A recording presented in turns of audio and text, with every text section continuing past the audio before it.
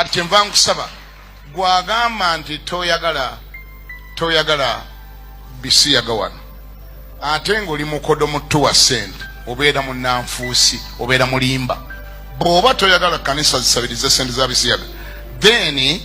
teeka sente zo mu nnyumba ya Mukama sente zo zikole emirimu gya Katonda ne tojja kwogeza bwogeza mimwa saagala mbire tembyegattako tembeeranga baagundi okay kale situgenze era naffe situgenze ne kati gwe okozeewo ki tambuza video mpaka wa Pastor Kiganda era njagala bannayuganda mutandika okugula amaaso gammwe nti wantu bakyaliwo bannaddiini bakyali ku mulandira gwa Mukama waffe Yesu Kristo nga bwe yaleka eddiini njagala mutegere mwena mugwemu obusuulu bannayuganda mutumenya ffe abakera nga obbasomesa n'obbagula obwongo mwalemeramu obuwumba tuutu kubanga omusajja omukadde Kiganda ow'emyaka 7 watuukira okubeera katuuti n'alaga nti ssente zaamuwamba obwongo okusinga enjiri ya Mukama waffe Yesu Kristo njagala okikkiriza ogaane Kiganda ne Sserwadda bamu ku basumba abasinga okumanya Bayibuli ne Kakande mu Uganda ne Kayanja abantu abamanyi Bayibuli mu mutwe ne olaba omuntu amanyi ebyawandiikwa nga nange bajja atamanyi byawandiikwa amanyi ebyawandiikwa ebitakkiriziganya ku bisiyaga naye Kiganda n'akulaga nti enjiri ya Mukama waffe Yesu Kristo baagivaako enjiri ya Katonda olwigino badda ku njiri ya kunoonya ssente balinga bagenda ogera ne ssente mu ggulu kitegeeza ssente z'amaanyi nnyo okusinga ekigambo kya Katonda abalokole edda ekyaki kyalinga kiddukiro abalokole baazimbiranga abamulekwa amasomero ng'obalaba abalokole bedda nga bazimbira zi orphanage nga bayamba bamulekwa naye kati abalokole b'ennaku zate babba bamulekwa abalokole baakolanga zikyalite kyaki kyalinga kiddukiro ne mu lutalo ngoga bakanziruke mu kyaki tebajja kunzitanga buddukiro kati kyaki baafuuka bafere ebisiyaga biri mu kyaki biringa ebisiyaga biri mu Catholic Church bitali kintu kipromotinza bisiyaga nga kyaki z'abakatoliki n'abalokole kati ffe bannansi babba gye tunaddukiranga wa Pastor Kiganda ekitegeeza video gye wakoze walaze nti wabadde osobola okulya ebisiyaga ku lwa ssente osobola okutunda kalicho morals and kalicho values because of money kitegeeza iwe prostitute psychologically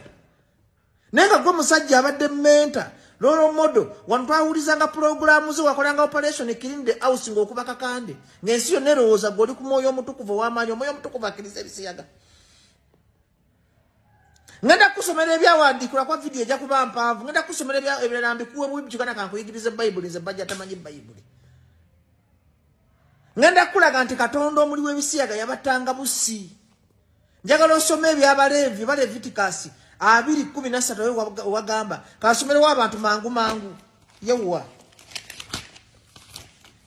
eby'Abaleevi 2:13 Kiganda nawo obusungu Katonda bw'alina ku kisiyaga nkolagane mu ndagaano empya nti waliwo ebintu Katonda by'atatoleratinga Katonda by'atakkiriza ebimujja mu busungu bwe ebintu biri ku nsi oyagala Katonda akuggyeko ekisa kye akusanya nga mwalabye Brazil liye ekisiyaga mwongereko ekintu ekirala buli lwoba n'omutima n'obuusabuusa Katonda n'ogamba kangendeko mu ssabo kangende kukwatako mu bibo by'abalongo kangendeko nkole buli lw'obuusabuusa Katonda mu mutima Katonda akuggyako ekisa kye Katonda ndi Mukama Katonda waabujja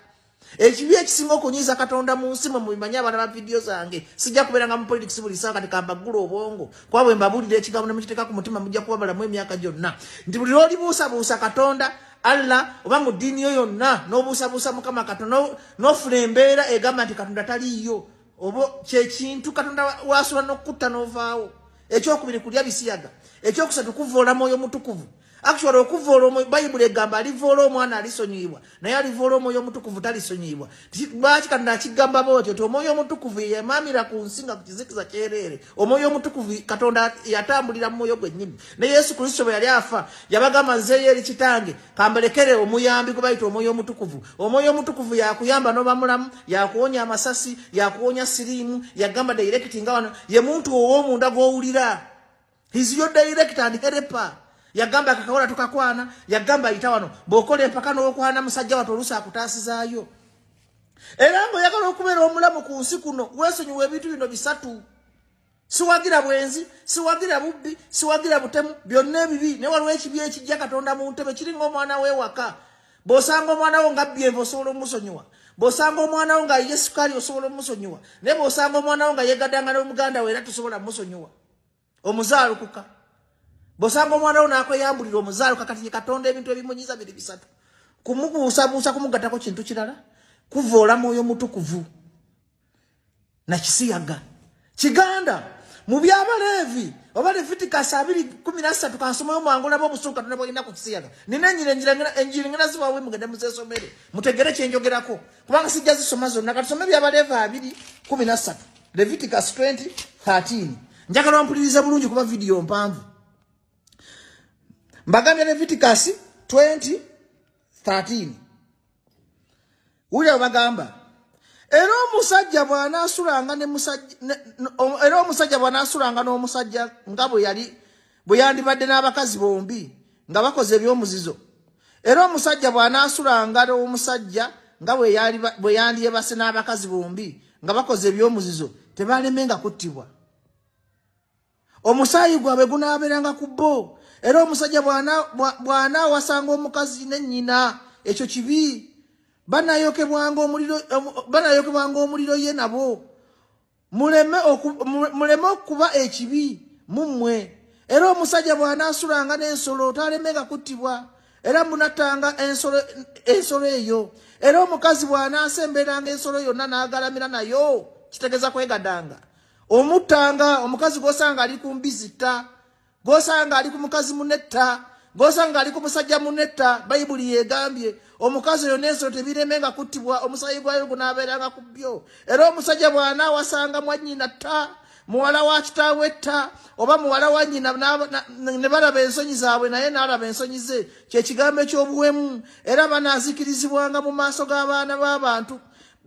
baabwe nga babikudde ku nsonyi zaabwe banaabattanga na bwereere bayibuli kye yeetegeeza bw'osanga ekisajja nga naise mumpemuza ndi mu bayibuli ndi mu mwoyo kati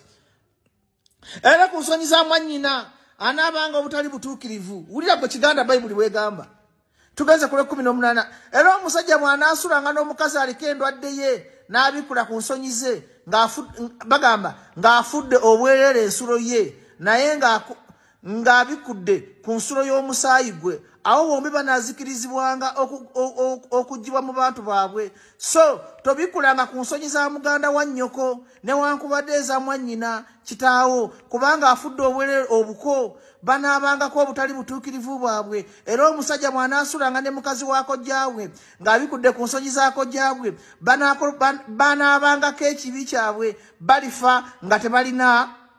baana era omusajja mwana wasanga mukazi wa muganda we bwe butali bulongoofu ng'abikudde ku nsonyi za muganda we tebali baana nabo kyemunaavanga mwekuuma amateeka gange gonna n'emisango gyange gyonna namubikolanga ensi gye mbayingirizaamu eremenga okubasesema Kiganda soma olunyiriri olwo bwe lwati tukumala nnoonya eby'Abaleevi 18:22 weesomere okuba video mpanvu ogende mu ndagaano empya osome Abaroma ekisooka First Romans 18:32 ogende osome Genesis 19:11 zino zonna njiriza nkuyigiriza bayibuli Kiganda First Corinthians Abakorinsi ekisooka 6:11 okumanya nti Katonda munyiivu mu Yuda gye bayita Jude 7 bakulaga nti yasanyawo Sodomu ne Gomora lwakulya bisiyaga ogende osome First Timothy ekisooka olunyiriri 8 paka ku 10 abalokole mubadde ki abantu banaddukiranga wa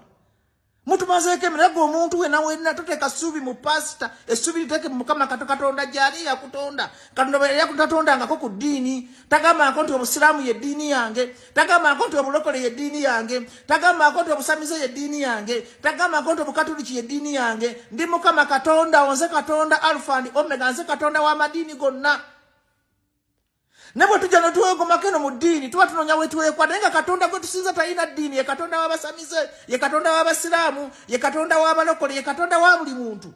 kati kwegoberera ebitabo 2 kuba bye ku nsi Kulaani ne Bayibuli bye biba bikulu nga byakkiririza nnyo mu Kulaani ne Bayibuli nga bw'omanya nti waliyo Katonda Kitaffe Katonda Mwana Katonda Mwoyo Mutukuvu Allah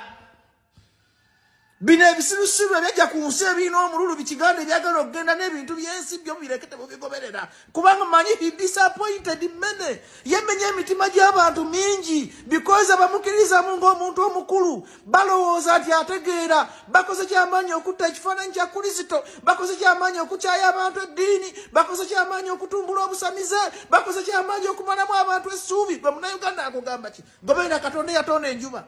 goberera Katonda eyatonda omwezi togoberera pasita yenna bipasita bire biri mu kusonda ssente ku babba ate ne bebisonda ssente ezo covid bwaji tebisobola boyo kawunga tebisobola kusomesa mwana wo musiba mutola ebiwewayo mutola ebimwe bye 10 biyamba kimade ngambe enkola entuufu twandifunye chachi ngeya kiganda netusonda nga sente zo ngazidda mu bantu bwemuloza mugenda kulya sente mu penazo bala bye kubo yafa yagenda na mmeka tipi Joshua yafudde yagenze na mmeka bapasta abamanya bafudde bagenze na sente mmeka bana Uganda mugula amaso mudde Katonda mudde ku njiri entuufu weesige Bible na Quran toddamu kuteeka subira mu pasta bona abulira bulungi buli muntu ajje mu kamera